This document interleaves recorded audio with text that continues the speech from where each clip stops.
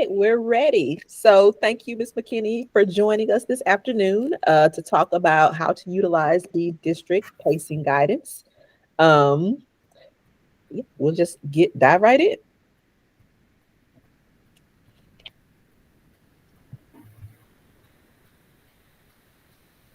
That's you, Carla. Oh, that was you, Sarah.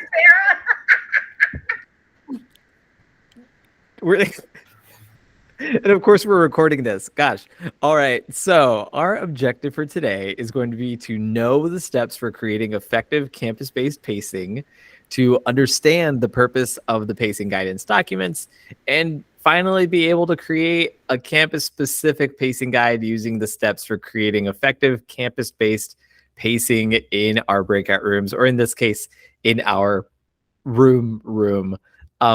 Just want to highlight that by the end of this, we should have, if not the building blocks to, potentially the entirety of our campus specific pacing guidance for, your school. So, um, yeah, that way, like it makes the curriculum fit like a glove to what you want at your campus.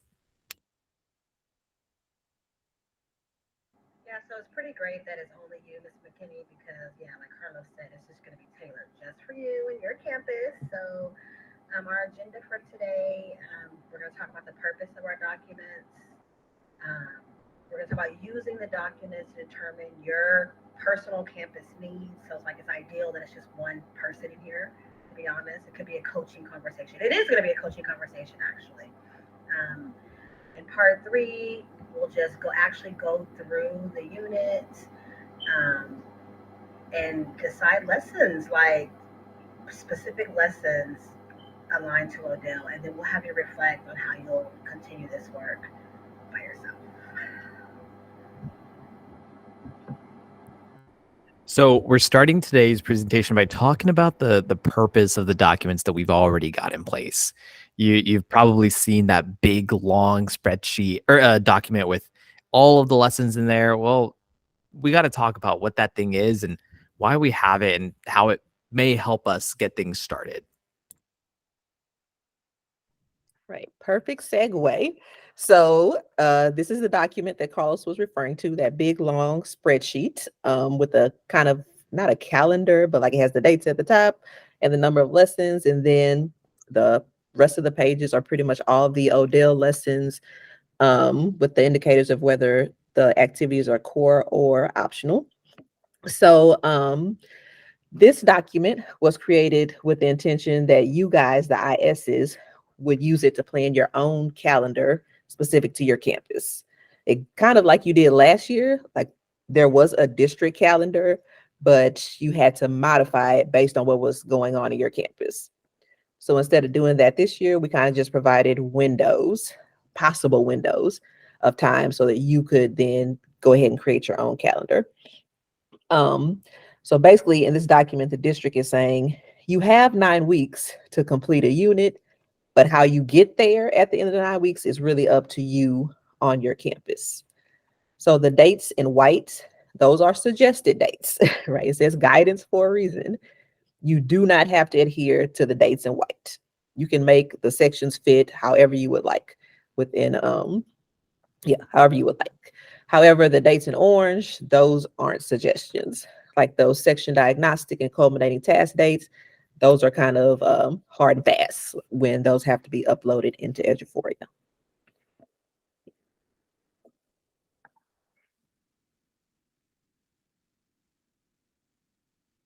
But perfect timing. So, Miss McKinney, as Sarah was talking, I was like, oh my gosh, me and Miss McKinney had a conversation during the task force about pacing, and about units. And so, you know why. Well, I'm just going to remind you, right, why we created the pacing this way, right? Last year, the first year, fast and furious, all these lessons all at once. Last year, okay, we're giving you a calendar, but your campus had different things going on, so you could not keep up with pacing, right? And so now this year, we're like, okay, after the task force, Carlos and I and Sarah and the people with the curriculum team was like, man, what is the best option? We really thought this through. We were like, it has to be guidance. It has to be what fits their campus, right? So there were three big buckets that we decided based off our task force conversations, and you are very familiar with some of these.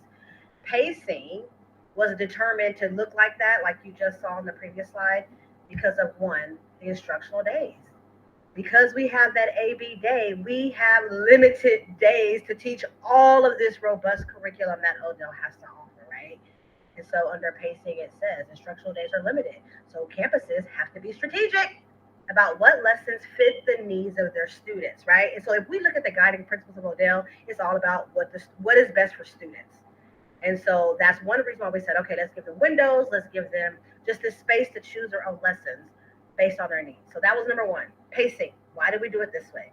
Because our instructional days. Number two, so our teachers, we as leaders, literacy leaders, we can help our teachers to make these data-informed decisions. So looking at those section diagnostics to inform us of what lessons our kids need, what lessons we need to take in, leave out, right? And so data-informed decisions is number two. Section diagnostics establish a common standard by which students' responses are measured. Trends identified at the campus and district level are like for reteaching. So how the kids do in section one is going to determine how you teach section two. And that varies from campus to campus. So why are we going to give you a calendar that says lesson 1, 2, 3? Your kids may not need all that. So that's another reason. And then finally, number three, teacher autonomy. And we talked about that, to pace selected based on the student need, based on the section diagnostics. So we really wanted to get really data driven with this pacing guide instead of district people who might have been out of the classroom for a minute, right? Okay, this is what you teach. No, we want to put the onus on you guys at the campus, like knowing your kids and then choosing those lessons, fitting the needs of your student per campus. So that's the why. And we didn't get to explain that during IS Institute, and we should have. So now you know, spread the word.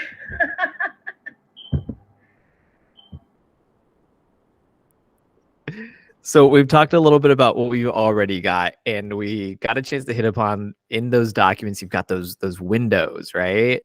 Well, now we got to ask ourselves, how do we actually use these documents as tools, not just as holders of information, so that we can make our own campus pacing? Well, we're going to walk you through those steps right now.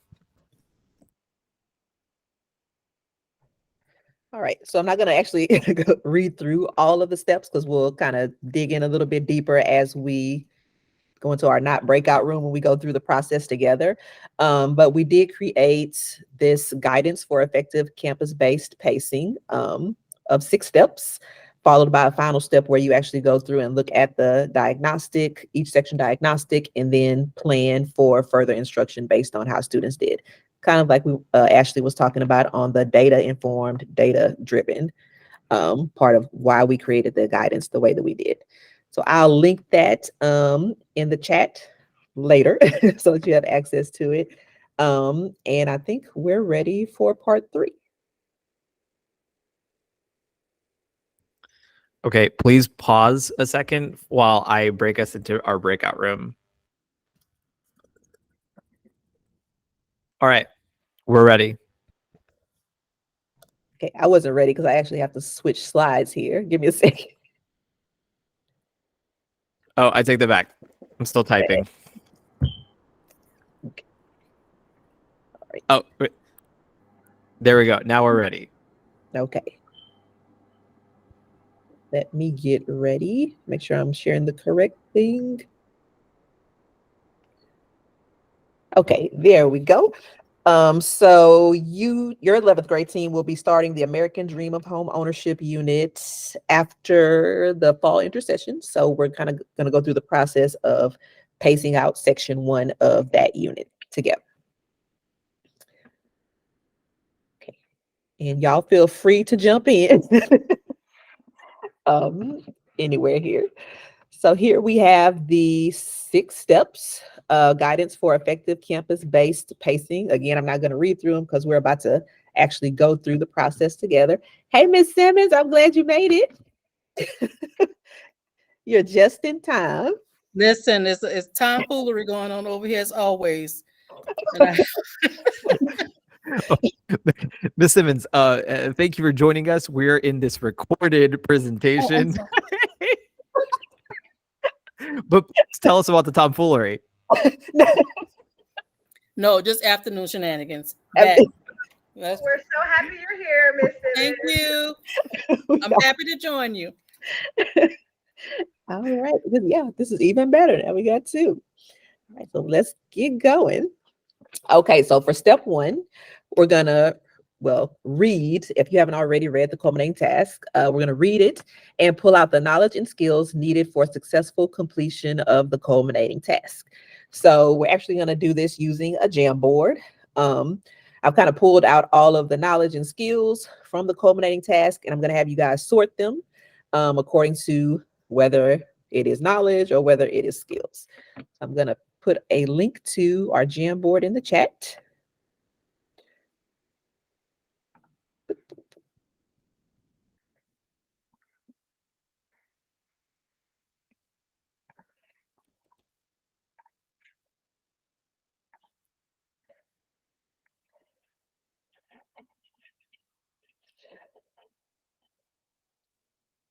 And let me share that tab actually.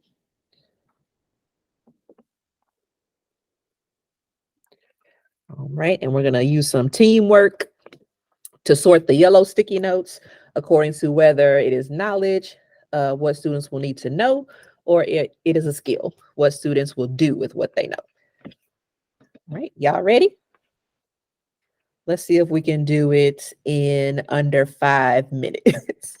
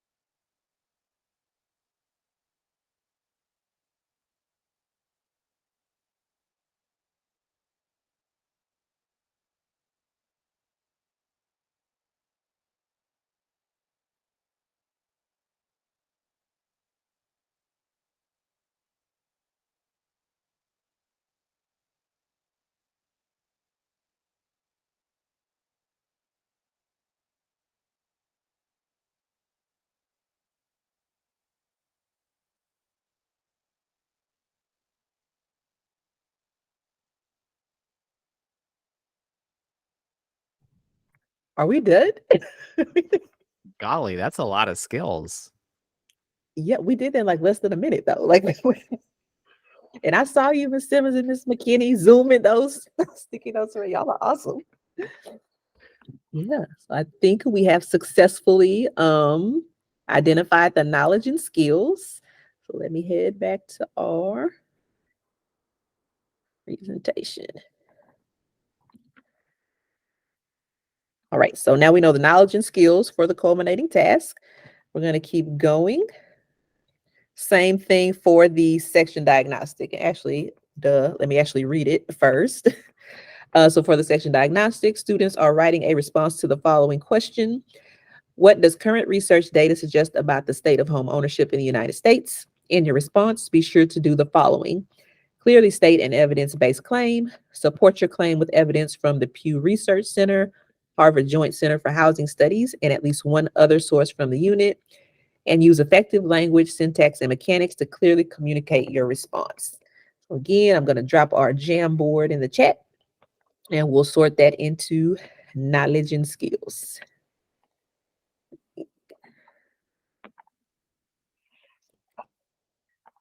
And this one will probably take y'all like 30 seconds since you did the last one so fast.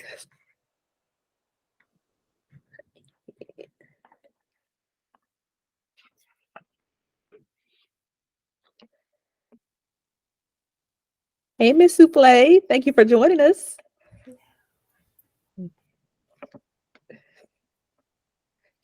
So we're on a Jamboard. Actually, let me put it in the chat again. And we are sorting our section diagnostic into knowledge and skills.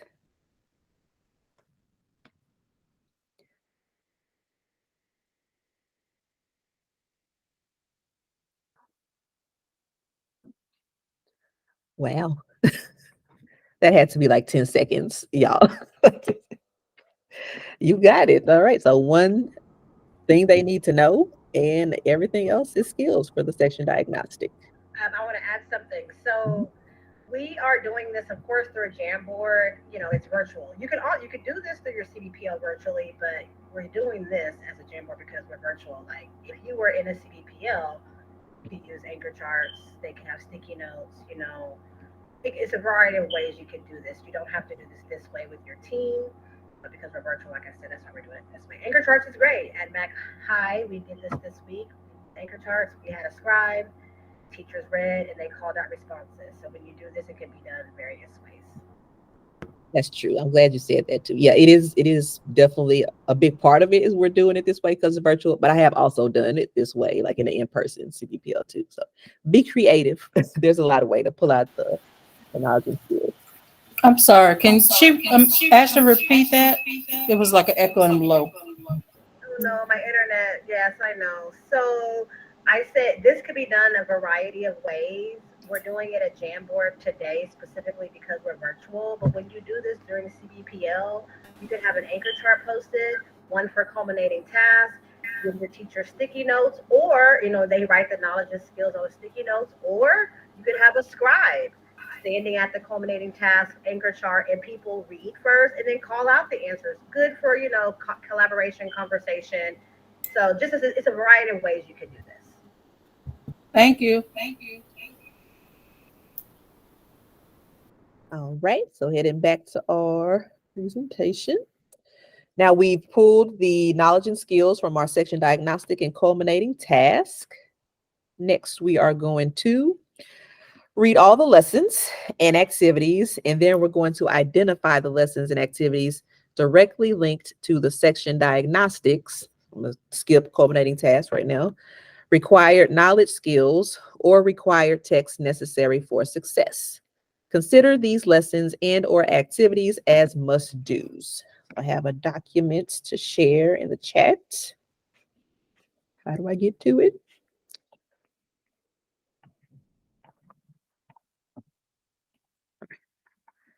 I'm going to have to find it. There we go.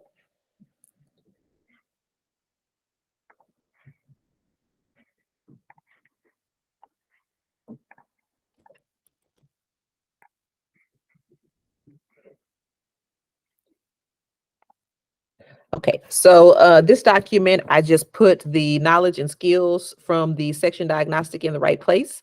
So as we read through each of our lessons, we're going to jigsaw them. And as you get to a lesson, when you see that it aligns with the knowledge, for example, if you're reading lesson 1, you would put L1 under section 1, like so. Right, so whatever lesson you're reading, you identify that it aligns with certain knowledge or skills. You just type that lesson number next to that knowledge or skills. Okay, does that make sense? Okay. I'm going to let Carlos or Ashley jigsaw these lessons. How do y'all want to do this?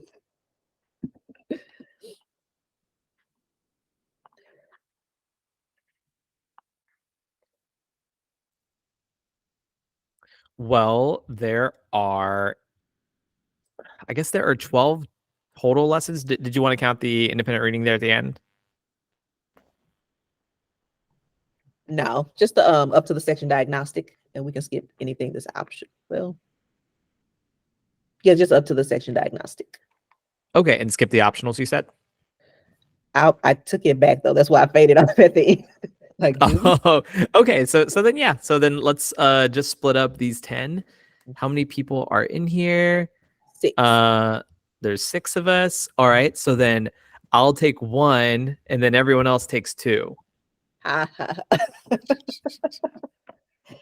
Oh gosh. But actually, yeah, I'll take 1. Miss Foster Yankee will take lesson 2, and then we can start from there. Oh, Miss Simmons, you raised your hand. Sorry, yes. Are we doing it by sections or we're doing it just section 1 only? Yeah, we're in section 1 only right now. Okay. Mm-hmm. Yeah. So he has 1. Foster Yankee 2. You can give me three. We- I can also do three. yeah. All right. Oh, you're fine. So Foster Yankee. So 3. Then I'm gonna go down the line. Starting with Miss McKinney. You could do 4 and 5. Miss Simmons can do 6 and 7. Oh, and wait a second. Is Miss Souffle still here? I think she left. Hot dog. All right. So that actually makes it totally even. So I'll do 1 and 2. Foster Yankee. You do. Oh no, she's back. Hey, Souffle 8 and 9, and then we'll stop with Miss Giles on 10. okay. There we go. All right. How much time do we want to? The time right now is 3:21. Let's say 10 minutes, and then let's see if we need more from there. Sounds good. So remember, you're just writing your lesson number next to the knowledge or skill that it aligns to on the document. And I'll put it in the chat again, just in case anyone didn't get it.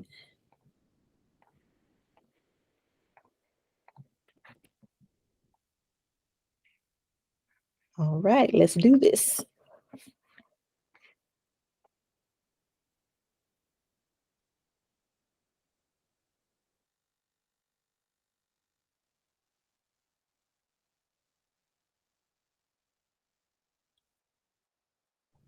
Oh, I'm sorry, Ms. Souffle. I'm not sure if we said it after you entered. We're in the American Dream of Home Ownership unit in section. Okay, that's what I was asking. Was that Okay, sorry about that.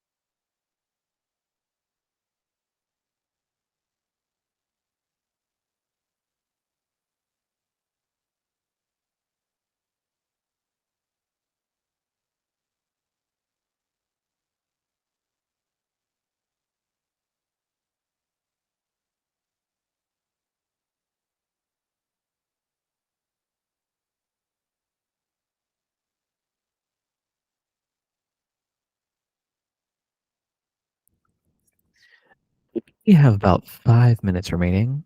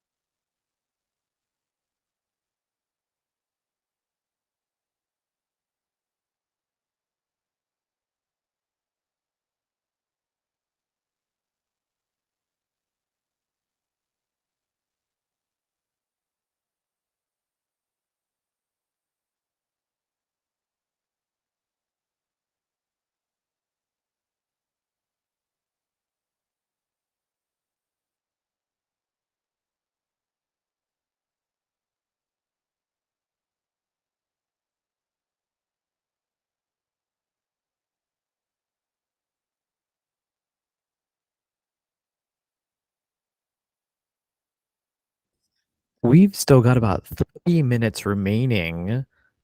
Show of fingers, how much time do you still need? And hold up a fist if you're already done. All right, cool. So we can still work for another minute or so. Give you some time there, and then we'll come back together.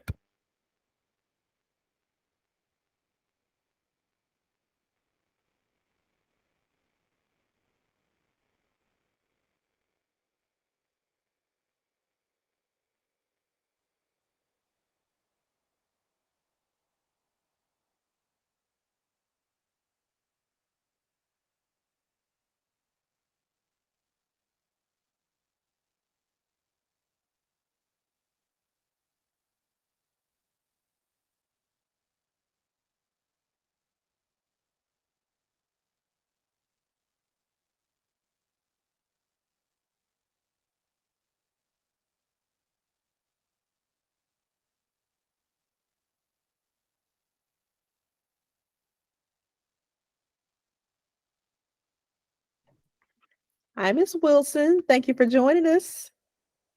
Hi. Thank you.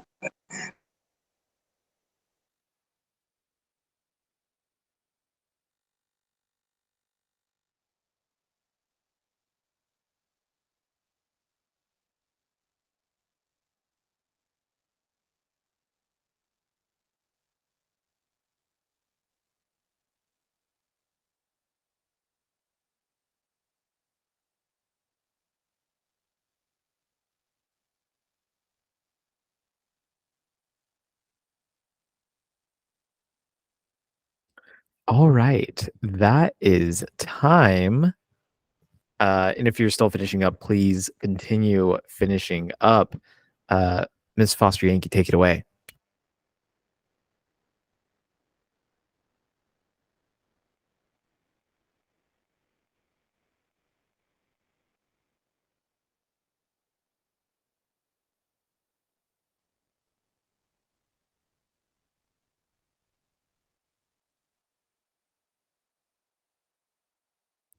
Can anybody hear Miss Foster Yankee, or is she still muted? She's on mute. Talking away on mute. Sorry. Okay. Okay, so now that we have identified the lessons in which those knowledge and skills live in section 1 of the unit, we'll move on to step 4, which is determining the activities that will be taught in each identified lesson, as well as the general pacing for each activity. So consider how many minutes each activity will take. So for this, we're really just thinking about the lesson that you read. Is that a full 90-minute block, or do you think it could be done in less time? So is this what we had the note catcher for, Carlos, or is that another step? The note catcher was really for step 6, but we could use it for this just to gather our thoughts about each activity and lesson if you'd like. Okay, yeah, I think we need somewhere to document. And we can just kind of share out like the lesson that I read, that's a full block lesson or not a full block.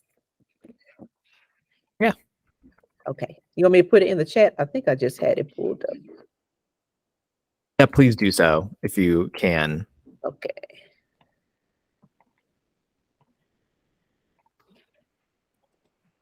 Right. Just dropped it.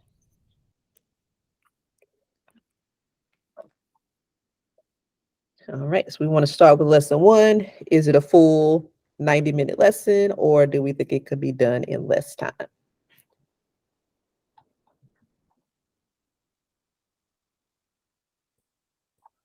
Okay. So as the person who read lesson 1, I can guide this conversation for us. In this lesson, we've got 7 separate activities. However, there were 2 that right off the bat, not section activity. There are 2 right off the bat that I would recommend we like maybe don't need to do just for time. And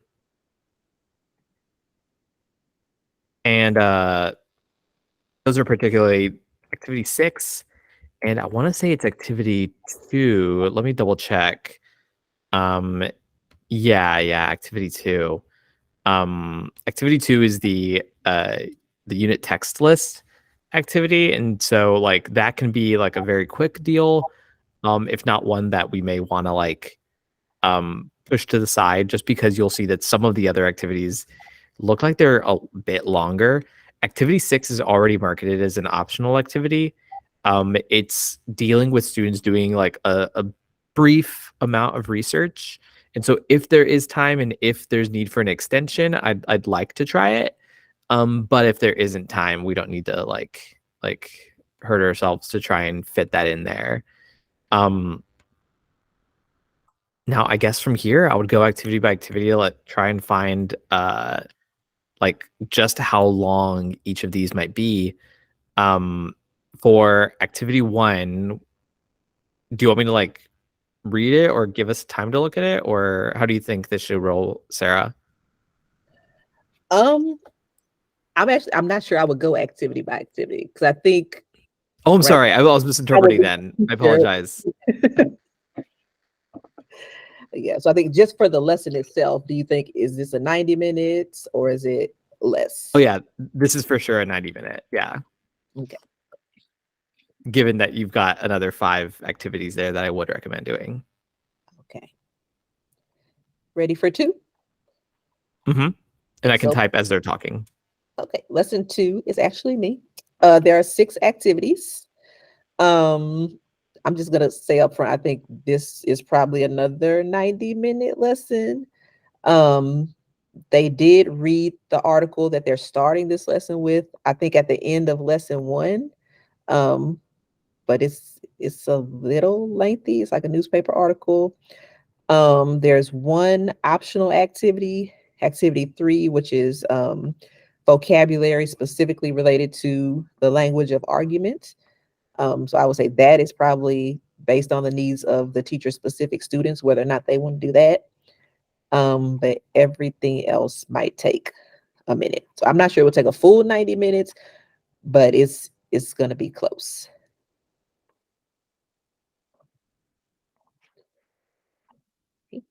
Ready for 3? Yep, ready. Okay, so lesson 3 has 7 activities. 1, 2, let me get 1, 2. I should just tell you which ones. Activities 4, 5, and 6 are optional. Some are support, some are extension. So again, that whether or not teachers want to do those, going to depend on the needs of their students. Without any other optional, I would say it's probably not a 90-minute block. I would say somewhere between 45 and 90 would be my estimate. So not quite a full block. But again, it depends on how many of those optional activities are incorporated.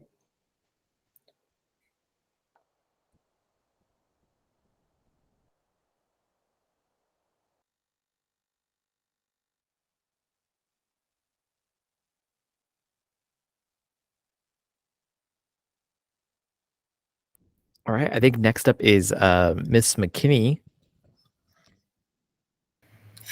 Okay, so lesson 4 is entirely optional, but it is the mentor sentence lesson of this section. So it can be useful, but it absolutely would not take a full 90 minutes, probably not even 30 minutes. It could be done probably as a warm-up or a 15-minute situation if teachers chose to do it. Because again, it's optional. And it's using the article from lesson 3 to go back in and read like a writer.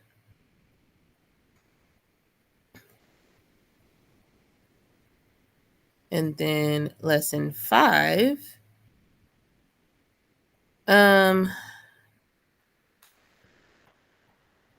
Lesson 5, hold on one second.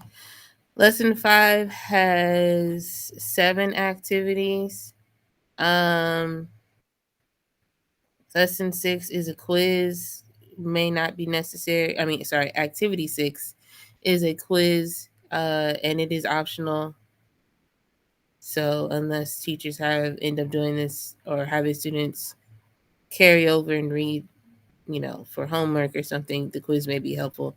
But otherwise, activity 6 is not necessary. Activity 7 is a homework, which means that they would start that article at the top of lesson 6. So if they don't get to it, that's fine as well. So activities 1 through 5 would probably take 90 minutes.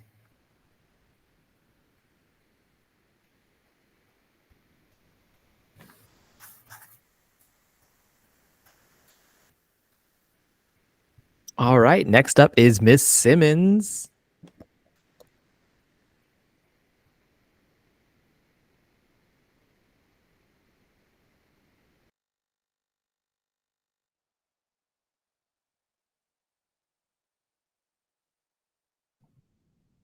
Oh, I think you're on mute.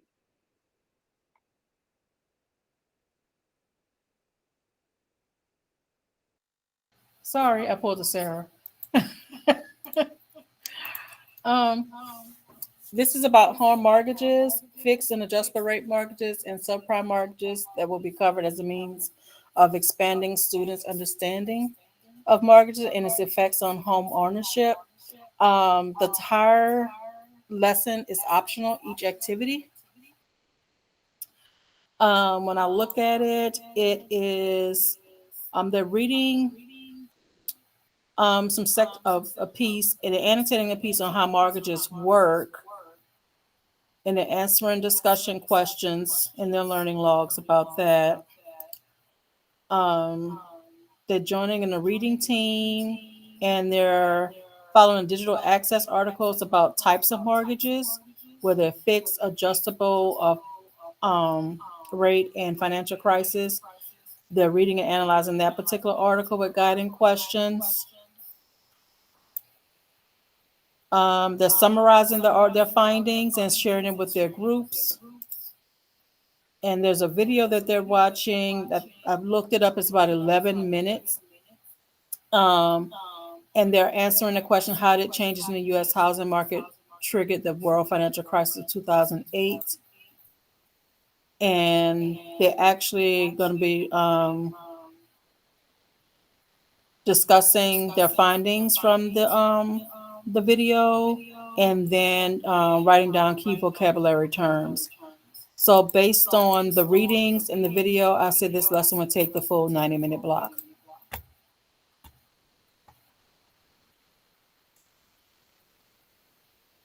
Could they hear me? Oh, Was there?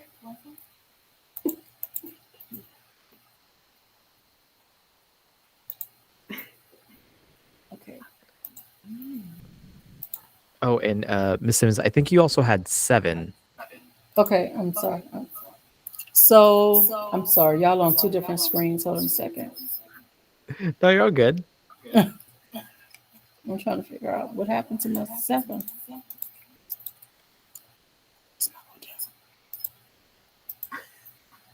It's just.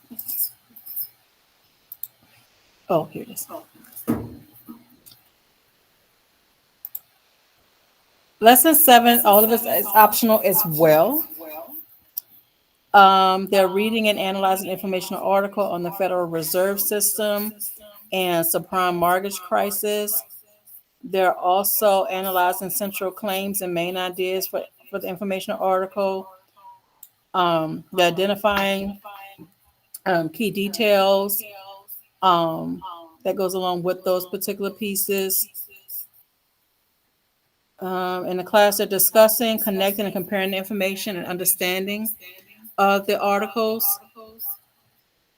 And they are writing a paragraph, a summary. They're summarizing the cause of the subprime mortgage crisis of 2007 through 2010 and the Great Recession. So based on those activities, I would say between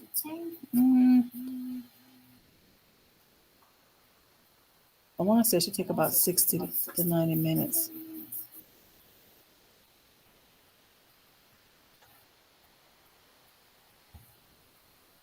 I just don't know how long those pieces are.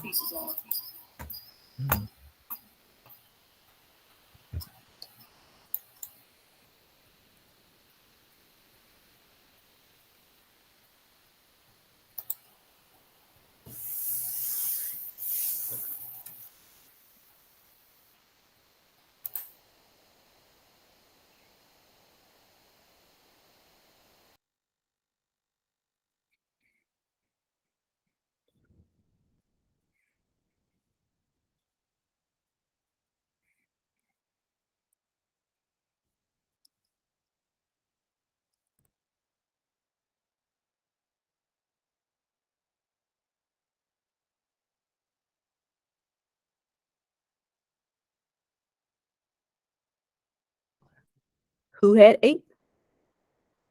Oh, I do.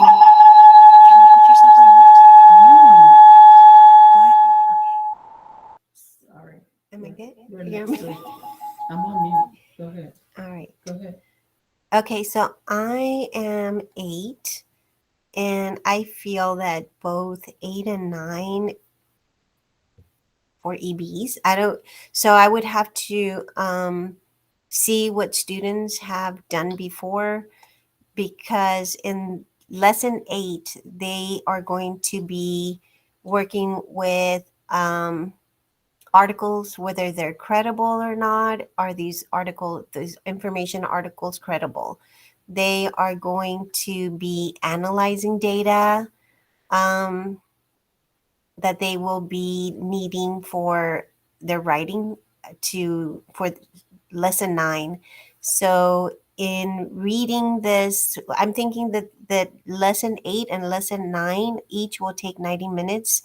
They're going to have to identify key ideas, supporting data, and report. They're going to be working in teams to extend their understanding They are going to be researching income, regions, age, race, ethnicity. So I think this is going to be very valuable for them because I think that they can synthesize this with what's going on with our current markets. And they do have an area here, if I'm looking correctly, where they are going to analyze like what's going on with Trulia right now. We're using Trulia, but most importantly is the evidence that they're using, is it credible or not? They're going to have to be able to write their sources. They're going to have to make sure that they learn how to cite correctly, which I know we're practicing at this point, right? And then what is Trulia's perspective? What is the buyer's perspective? So they're looking at a lot in lesson 8, throughout lesson 8. Again, activity 5, they're going to be looking at home ownership since 2008 and the financial crisis. So this is to me, this looks like it's a lot for the students. You just say we'll take So more than 1 day? activity 4, huh? Just 90 minutes. I would say the whole 90 minutes if we're looking at 1 day. Because they're looking at the different perspectives, they're looking at the trends in our society right now, and then they're adding to their learning logs, developing analytical claim that presents a key finding, presenting in what they've learned. Then they're going to be looking at study from Harvard, that then versus now, changes in key metrics since the first date of the nation's housing report. It seems like a lot to me. I think Right. it's more than 90 minutes. It's more than 90 minutes, right? No less than 1 day. This may be, if Yeah, it's go ahead repetitive. and guesstimate. Give me a number. For this one, because they're reading, and if this is new, if they haven't done this, I am going to say 120. We're going to have to extend it to the next day, right? Probably if they don't get through it. And then lesson 9 is they're going to learn about the elements of argumentation here, delineating an op-ed essay on home ownership. They're going to be working with a partner to discuss their ideas, create a list of terms and characteristics of argumentative writing. What else are you going to be doing? Yeah, that's nothing. Lesson 3 is nothing. Let's see. Then they are going to, and it's all core. There's nothing optional here. They are going to be reading and annotating Home Not So Sweet Home. I actually don't know how long the article is. They're going to be doing some analysis and some reading for perspective and opinions.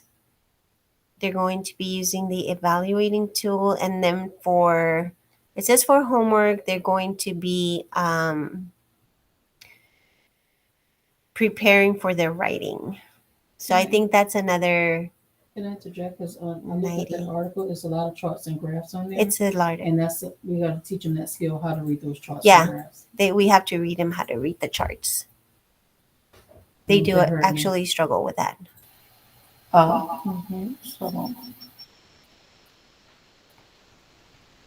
So I was looking at it in that article. There's a lot of charts and graphs on that article.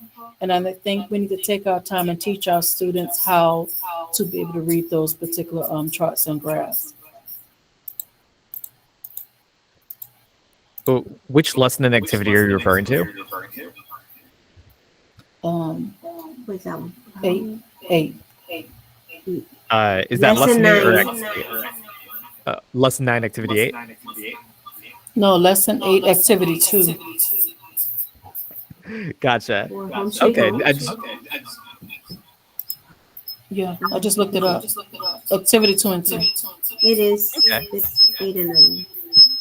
I'm wondering if that's, ooh, I hear it, if that's a part of the lesson that we plan up front, assuming they all don't know how to read the charts and graphs, or if that's like a scaffold that we build in for the students who specifically don't know how to read the charts and graphs.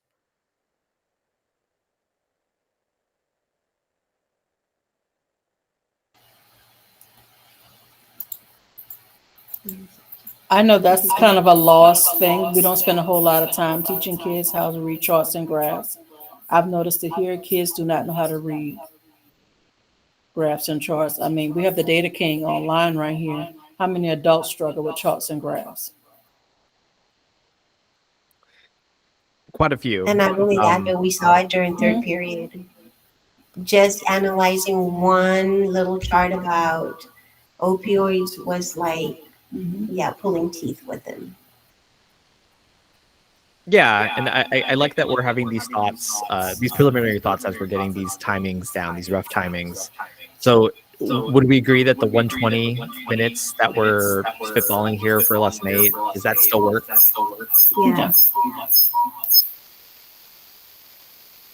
All right, cool. So since we've got that rough estimate of 120 for lesson 8, 90 for lesson 9, Miss Giles, go ahead and take us home. What are we looking at for lesson 10? Well, lesson 10 is actually the section diagnostic. Just because it is the section diagnostic, I'm going to say 90 minutes. And I totally agree with what Ms. Souffle was saying. Like, I even though I had lesson 10, I went back to lesson 9. And I even went back to lesson 8 because if y'all haven't noticed, it's a pattern with Odell. It's setting the kids up, right? So we're setting them up to complete this culminating task. So I'm going to say there's 4 activities. The first activity, like Ms. Souffle said, is a continuation from lesson 8 or lesson 9. They look at the culminating task, we're reviewing it. And so, I mean, definitely, 90 minutes. I mean, we're looking at, they're preparing. So now they've prepared an 8 and 9 and all that. I mean, now we got to put it all into this response question. You know, what does current research suggest? So they really have to have that strong hand on the data. And so you're so right. Like, we really got to plan that lesson. Like, that's why I like this backwards planning, because now we know, man, lesson 8 is going to be key in being successful on lesson 10. So I'm just going to say 90 minutes for sure. Because, you know, kids and writing and formatting, yeah, the whole time.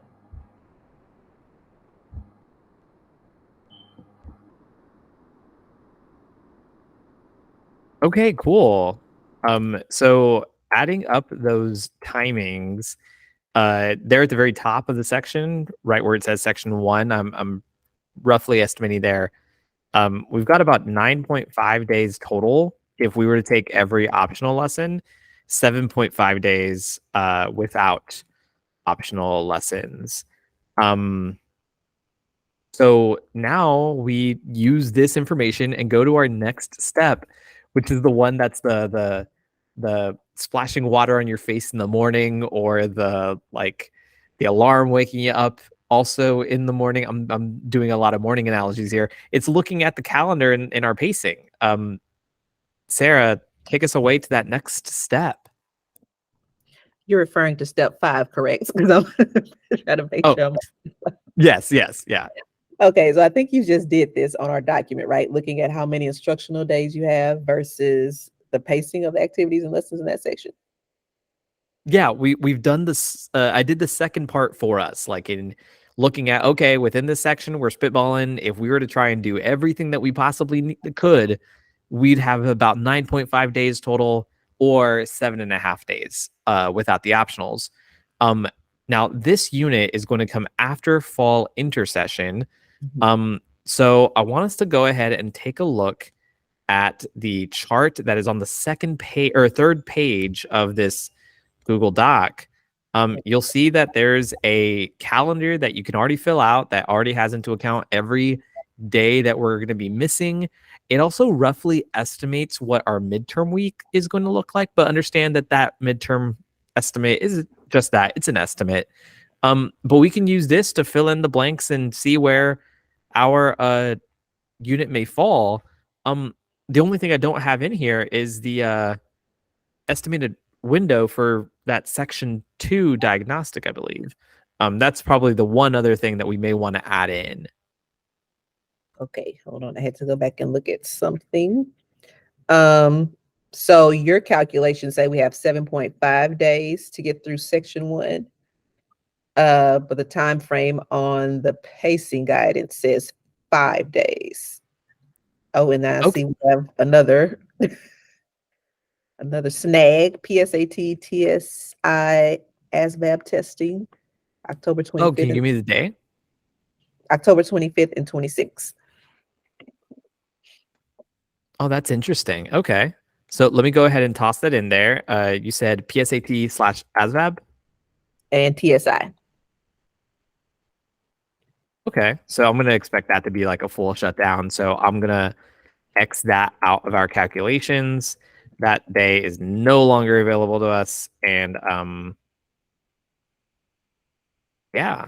And you said we've got roughly 5 days. That way we can start section 2 with enough time to be able to finish it, correct? That was looking at the pacing guidance. Let me go back. It said, yeah, the window from October 16th to October 27th was 5 instructional days, 5 A days, 5 B days. Okay, and looking at it now, that remains 1, 2, 3, 4. Oh, so that becomes 4 days just because of the 2 days that we X'd out there for PSAT. So we've got to narrow down those 7.5 days worth of lessons into 4, or live with shortening the next section such that we can lengthen this one out. And that's where the section diagnostic is uploaded into Eduphoria, the section 2 diagnostic. And the window for that is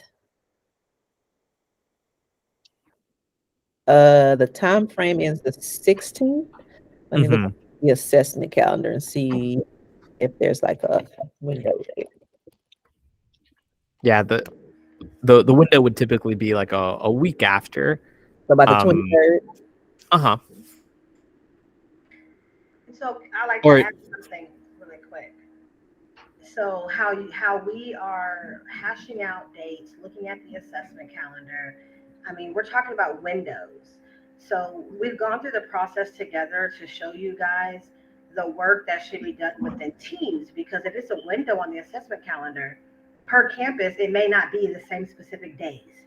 So that's why this work that we're doing, we wanted to just show you guys this. So take this back to your campus so you guys are plotting and thinking about going through the thoughts that we're going through and the prompts, like, so we can pace the section out that fits the needs of our campus, if that makes sense.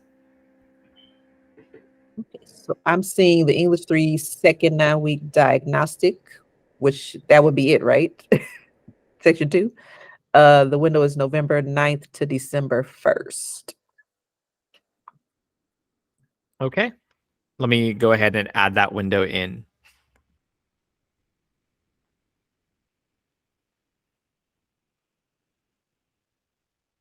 So yeah, that's a little wiggle room.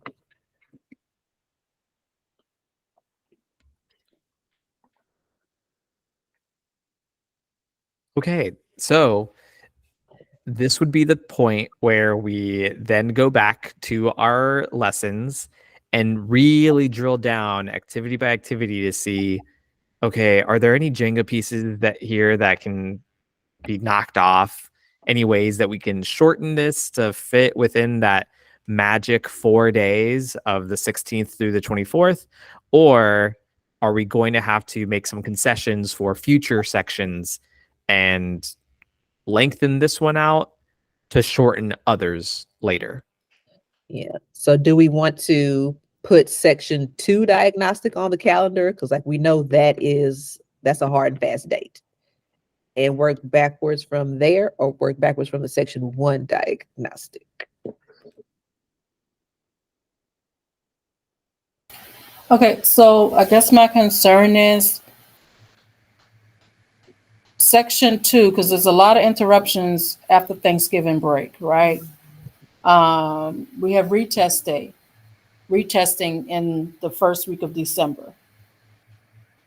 So that generally is what 3 days, not counting the makeup day, but it's 3 days for English 1, English 2, US history, and algebra. It's 4 days actually. So it's 4 days the first week of December for the senior high schools. Then immediately after that, we go right into final exams. So then what you're saying is in reference to section 1, it really wouldn't, like, we really don't have the option of extending this, because you're saying we're not even going to have that wiggle room at the end. So there's no way we can try to extend section 1. Am I hearing you correctly? Correct. Yeah. And Okay. we're also going to be interrupted by interim assessments. I know that's mostly for first time testers, but if they want the researchers to take it, then that's that week before we go out on Thanksgiving break. So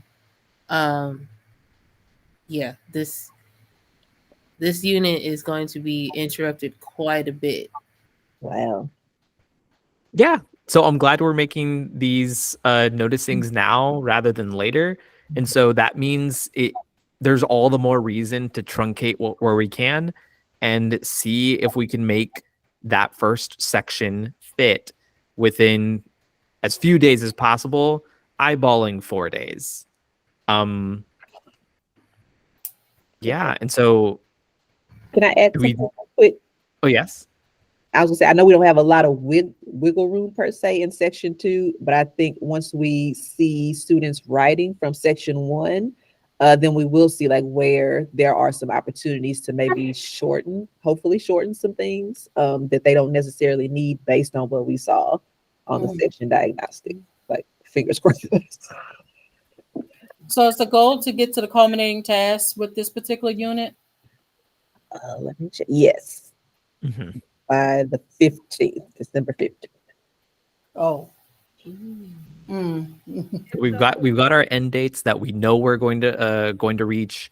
Our job is going to be to figure out how we get from point A to point B. That line in the middle, that's us drawing it. And that's the point I was bringing up earlier, Kanika. I see your face. And so I'm like, this is like heavy work in CDPL on campuses. You guys plotting those dates that align with how your campus functions. So that's not something we can do all together because we're all at different campuses. So when we're plotting with your teams, be very strategic about that. Okay, so I guess we generally try to do that. We do plot, but I guess if the goal is to finish this particular unit within the quarter, that's cutting out a lot of lessons to get to the culminating task. And I'm just trying to see, are we doing it just to get through it? Or we're doing it because we actually want to provide quality instruction? Because I'm about quality instructions. I'm not about finishing a unit just to say we did a complete unit. I'm about the quality. It's a lot of We need to give our students what they need and not, we need to pace it for our students and not for just to complete it. It has to be quality. Agree. Yeah, and I think this unit is I think it's heavy at the beginning. So I'm pretty much all for, if we have to extend the unit, I don't know if people are in favor of that. I'd rather extend the unit than just cutting and pasting lessons. That's not me. That's not good teaching practice to me. I'd rather, if we can take this and run it into the third 9 weeks, then fine. But we know how Alden is with testing. We do have a lot of testing dates. I think the Warmth of the Other Suns, that's a heavy lift. And so do we want to extend this unit into the third 9 weeks? And then the Warmth of the Other Suns get the shaft? Because that's what's going to happen too, because you know what happens when it comes to, once we get to March. Preparing for the test, the blitzing, and then, it just goes downhill from there. So I think this would be a better. I don't know. I like the unit, but I I like don't the want to unit, but- chop it up like that. I really don't. Hi, everybody. That's I can't that's a hear. great Somebody that's a speaking? great point. Can y'all hear me? Oh. Okay, that's a great point. Let me put my camera on because I am listening. Okay. So I think that's a great point, and I think as a team, well, I know as a team we are all about quality, and if there are some if we know that there are some dates that, or a lot of dates that are, going to impact where we are within the unit, I believe as a team we can come back and look at that. I don't want to give an answer right now as to what we'll do, Mhm. but as a team, we are willing to look at that because, we do understand that, there's a lot of things going on with testing and all of that. So we want to make sure that we are accommodating, but at the same time, we're not extending it out too far, Mhm. but we do want to make sure that we're giving quality. So, so that's something we can all come back and talk about. Okay. But thank you for raising that point, Ms. Simmons. Especially for IBs. It's bad too. It's Just bad. regular students. Just regular. Yeah. Right. Thank you, Dr. Guillory. Thank you. All right, Yes, well, ma'am. You're welcome. all right. So I know we're getting close to 4:30, so we're gonna respect everyone's time and go ahead and go to the next slide. So we thought this was important, that once students have completed the section diagnostic, that we're meeting for those student work analysis CDPLs and determining whether students need additional support, practice, or enrichment in reading, writing, speaking, or listening. And then we're using that evaluation plan, the opportunities for continued practice and support, to determine what should be the focus lessons for the upcoming section. So using the section diagnostic to guide future instruction.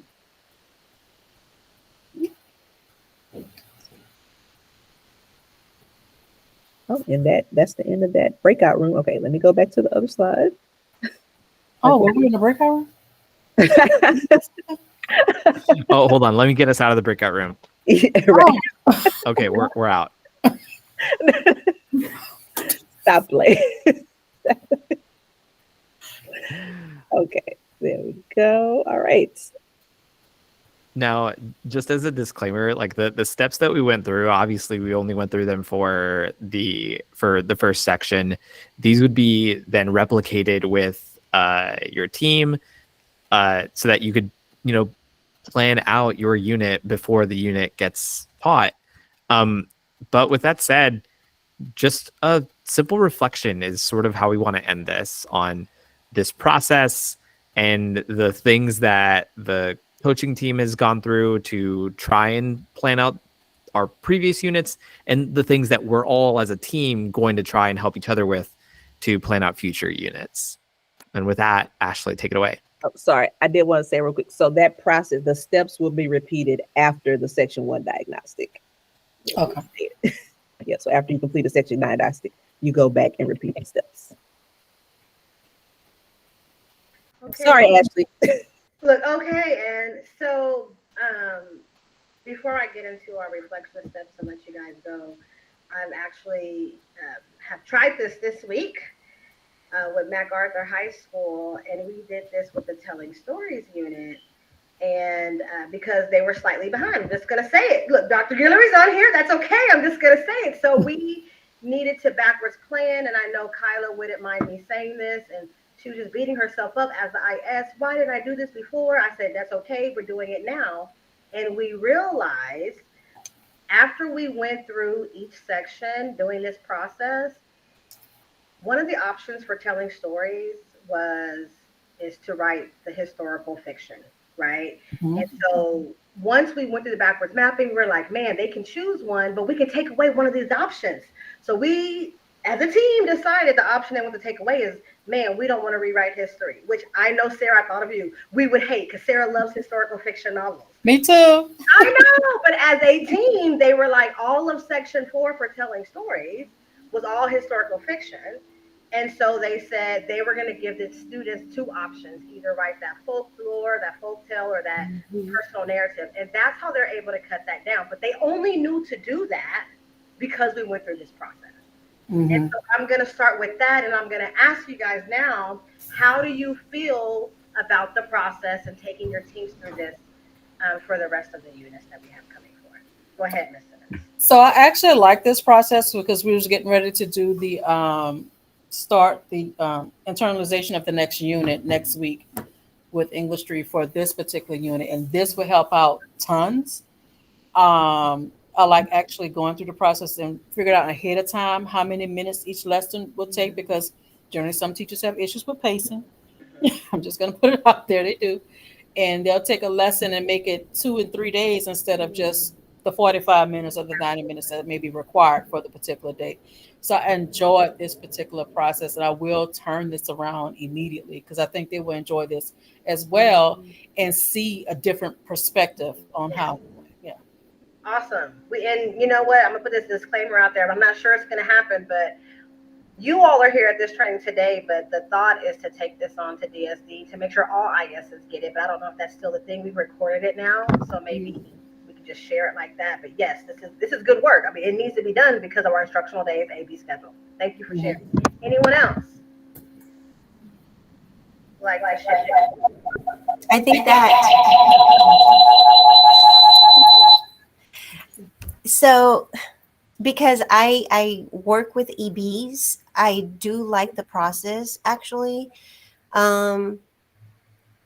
It allows us to actually see, because ODEL does repeat itself quite a bit sometimes, which lessons do we really need and which lessons can we really focus our students on, and what scaffoldings are we going to use, and what extra time is that going to allow us for our EBs?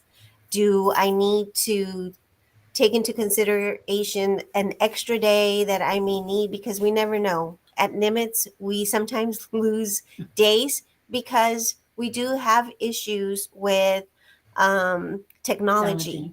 We have a lot of issues with technology, but I always take that into consideration as well. And how much extra time am I going to need just in case our students are struggling with this? How much more scaffolding am I going to need for our EBs, for our SPED? Because it's not just about the regular students, it's about our sub-pops. And we have an enormous SPED population here at Nimitz High School. So reflecting on what I've seen, I've kind of caught an eye as to what is important in the lesson and where are we just taking time away from the lessons and activities that we actually need to focus on. So I really do like the process. Great point. Being intentional. It allows you to be intentional and strategic about what strategies and scaffolds you may have to put in place. Sarah, I believe your hand is raised. Yes, ma'am. Yeah, I'm sorry. I just wanted to add, I don't think we talked about it when we got to step 4. It said it on the slide, but I didn't mention it. When we are talking about the timing of each lesson or the pacing, like just keeping in mind that should be different for each teacher. Like, even though we said lesson 4 is 90 minutes, we're not saying it's 90 minutes for everyone. So the plan is for teachers to plan how much time they will need for that specific lesson, not everyone. Yeah. Yeah. So that planning and pops, Sarah, what you're saying, Ms. Souffle, planning and pops, for your SPED kids, planning for your EBs, it's going to look different. And the good thing about ODEL, he provides all these activities, and those are actually the scaffolds for the students too. So it's going to look different. Thank you for bringing that up. Anybody else would like to share? How do you feel? How are you going to turnkey? What about how are y'all going to turnkey this? What are you going to do on your campus? So for me, my teachers, I have my English 3 team and my English 4 team, they're mostly new. So that we've got a few little pacing issues. So we've kind of had to do this to get caught up and to kind of truncate some things so that we can get to the end of the 9 weeks. But this just gives me an added structure for those conversations, because it really was me with ODEL up on the screen. Okay, y'all, what do y'all think about this lesson? We probably don't need this lesson, and going through it. So this gives us gives me the structure to then turnkey to them so that we can have a more collaborative conversation about how we're going to structure things and how we're going to pace things out. I'm so glad you phrased it like that, because what you were doing in that moment was a reaction to teachers needing like help with pacing. This here can help you be proactive for future units. And obviously like we're like same wavelength there, in that if you know you've got to hit, I don't know, that diagnostic or that culminating task where you backwards plan from it.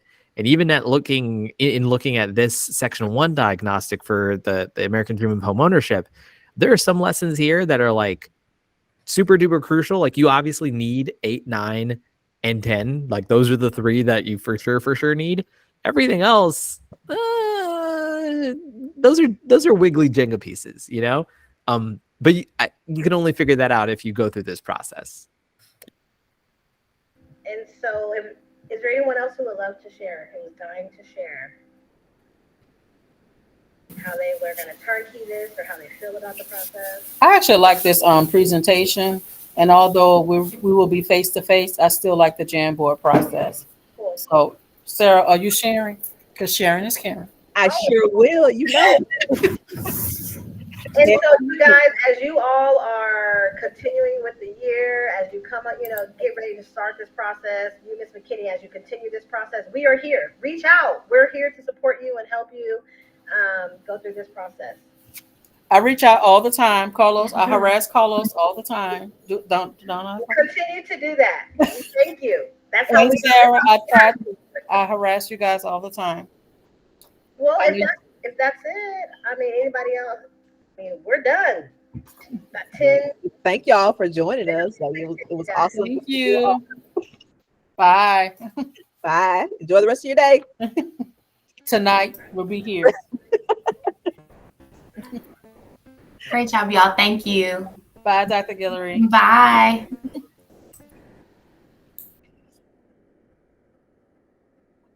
We did it. Oh, you need to stop the recording. Oh. That was great, guys. Oh wait, I forgot I can stop it.